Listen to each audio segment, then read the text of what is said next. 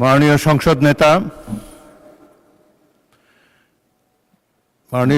নেতা, আপনি সংসদ কক্ষে প্রবেশ করার কিছুক্ষণ আগে এই সংসদের সকল সদস্য, সরকারি দল এবং বিরোধী দল থেকে বক্তব্যের মাধ্যমে একটি প্রস্তাব পাশ করেছে। আপনাকে ধন্যবাদ জানিয়ে আপনার সাম্প্রতিক মালয়েশিয়া এবং চীন সফরের ফলে দেশের মর্যাদা বৃদ্ধি পেয়েছে বলে সবাই অভিমত ব্যক্ত করেছে এবং বাংলাদেশের অর্থনীতিকে, পররাষ্ট্রনীতিকে এক নূতন দিগন্ত সূচনা করেছেন আপনি এই সফরের মাধ্যমে। সেজন্য আপনাকে ধন্যবাদ জানাচ্ছি এই সংসদের পক্ষ থেকে। Welcome back to this parliament. আপনি কিছু বলতে চাচ্ছেন? জি, মাননীয় স্পিকার, আমি কিছু কথা বলতে চাচ্ছি। বিসমিল্লাহির রহমানির রহিম। মাননীয় স্পিকার, যে বিষয়ের উপরে আমাকে ধন্যবাদ জানানো হয়েছে এই সংসদের পক্ষ থেকে, তার জন্য আমি আন্তরিকভাবে কৃতজ্ঞ এবং আন্তরিকভাবে সকল সদস্যকে ধন্যবাদ জানাচ্ছি।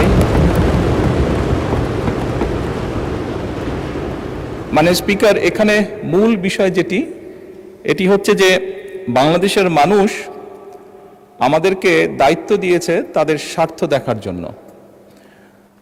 আমাদের দলের অবস্থান থেকে আমরা একটি স্লোগান ব্যবহার করি, সেটি হচ্ছে যে বাংলাদেশ ফার্স্ট বা বাংলাদেশ প্রথম। আমি যে কাজটি করার চেষ্টা করেছি মাননীয় স্পিকার, আমি আমার অবস্থান থেকে আমি আমার দেশের মানুষের স্বার্থ নিয়ে কথা বলার এবং সেই স্বার্থ রক্ষা করার চেষ্টা করেছি মাননীয় স্পিকার। মাননীয় স্পিকার, এখানে আমাদের কারোরই কোনো ব্যক্তিগত কোনো বিষয় নেই। এটি যদি কোনো কিছু অর্জন হয়ে থাকে, ভালো কোনো কিছু অর্জন হয়ে থাকে, এটি বাংলাদেশের অর্জন।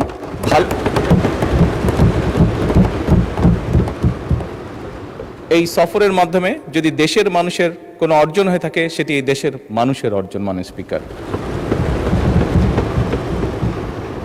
তবে মাননীয় স্পিকার, যেহেতু সংসদের সকল সদস্য, বিশেষ করে বিরোধী দলীয় নেতা, উনিও উৎসাহ প্রদান করেছেন দেশের জন্য, দেশের মানুষের পক্ষে কাজ করার জন্য, সেজন্য আবারও আমি আমার ব্যক্তিগত পক্ষ থেকে সকল সদস্য, বিরোধী দলীয় নেতা সহ সকল সদস্যকে আন্তরিকভাবে ধন্যবাদ জানাচ্ছি। ধন্যবাদ।